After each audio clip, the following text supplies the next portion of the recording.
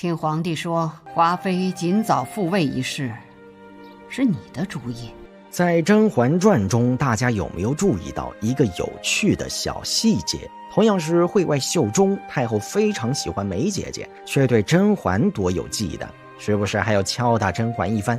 这不，甄嬛前脚向大胖菊提出给华妃复位，后脚太后就约谈了她，请皇上在广施恩德，复年妃为华妃之位。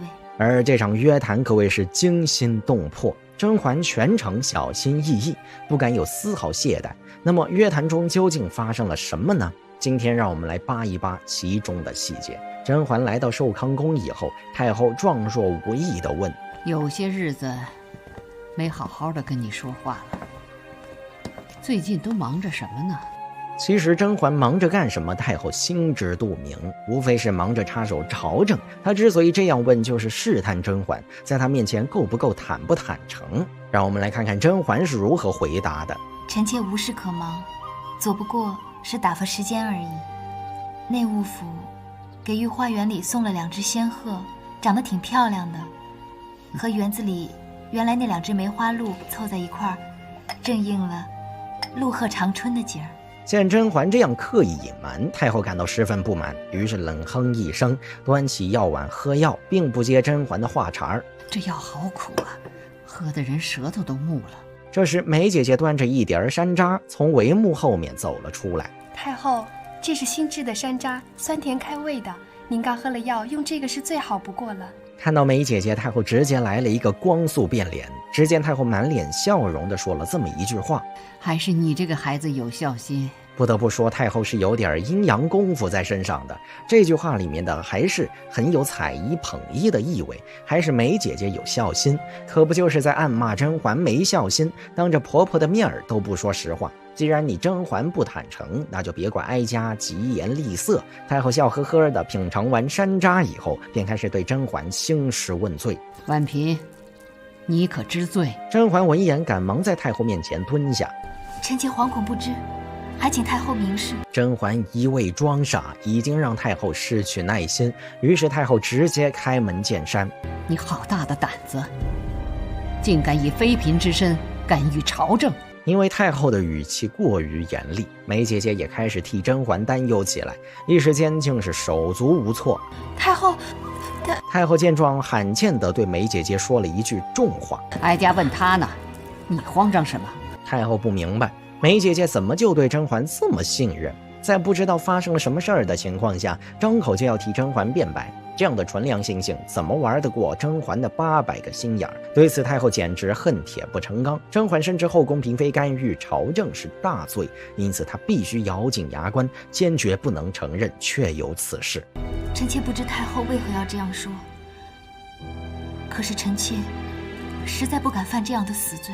甄嬛的举动在太后眼里相当于不见棺材不落泪，于是太后直接抛出甄嬛的犯罪事实。哀家准你自己说，追封太妃一事，你有多少参与其中？原来甄嬛除了提出给华妃复位，还曾建议大胖菊追封太妃。太后把话说得这么具体清晰，甄嬛心知不能轻易蒙混过去，但怎么回答却是一桩相当考验智商与情商的难事。毕竟要是回答不好，可是要掉脑袋的。不过咱们嬛嬛素有女中诸葛之称，双商与反应速度皆是一绝。太后明鉴，皇上是圣明之君，追封太妃之事心中早有决断，其实臣妾可以左右。臣妾愚昧，以为追封太妃是后宫之事，才敢略说1、2句话。若说朝政，是绝不敢有丝毫沾染的。虽然甄嬛的回答合情合理，但太后并不买账。纵使你无异于朝政大事，你敢说这件事中你没有半点私心？不得不说，太后不愧是上届宫斗冠军，她问题尤其敏锐。旁人想要糊弄太后，可谓难如登天。甄嬛纵有女主光环，在太后面前回话也得小心翼翼。不过在追封太妃一事上，甄嬛本就没有什么好处可捞，只不过是为了替大胖菊分忧，才提出这个建议。于是甄嬛据实回答：臣妾不敢欺瞒太后，皇上是一国之君，总忧心于朝政，废寝忘食。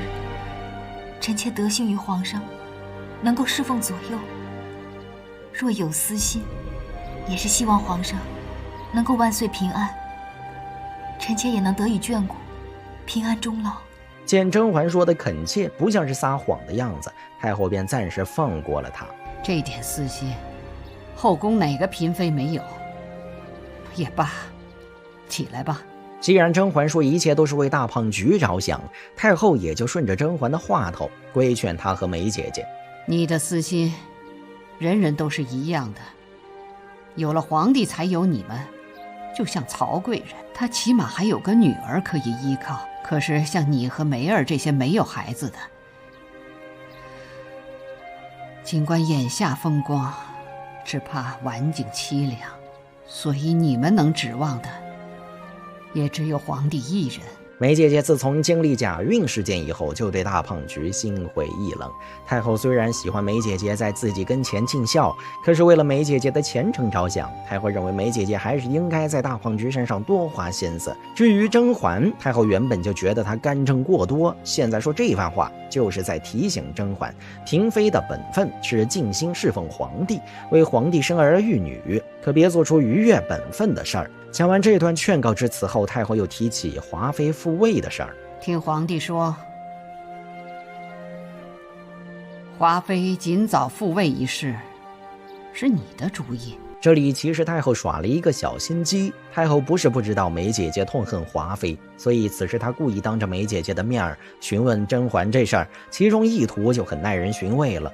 我认为太后这样做的目的是为了让梅姐姐看清甄嬛的心机，以后和甄嬛相处时多留一个心眼儿，别太盲目相信甄嬛。估计甄嬛此时正在心里吐槽大胖菊怎么什么事儿都往外说，但事已至此，她也只能承认。见甄嬛对这事儿公认不讳，太后意味深长地说了这么一句话：你倒肯吗？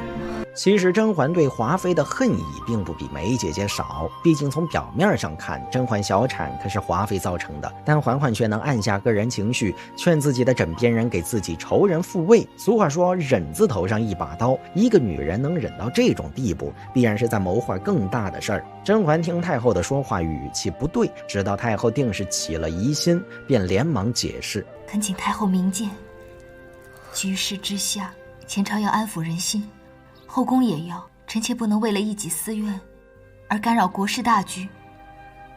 这件事情总得有人受委屈，臣妾情愿自己受这个委屈。甄嬛讲话如此滴水不漏，太后也没有办法再挑她的刺儿，只好偃旗息鼓，假意安抚她。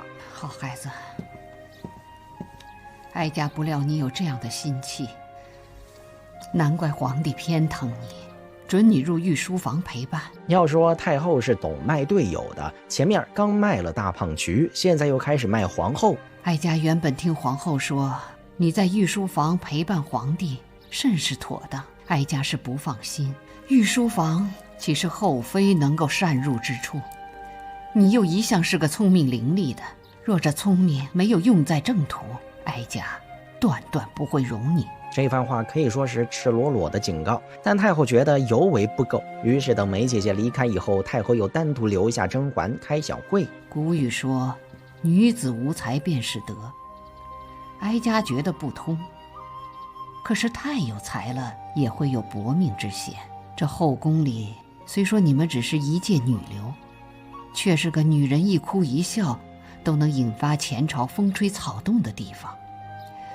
自己的一言一行，谨慎着吧。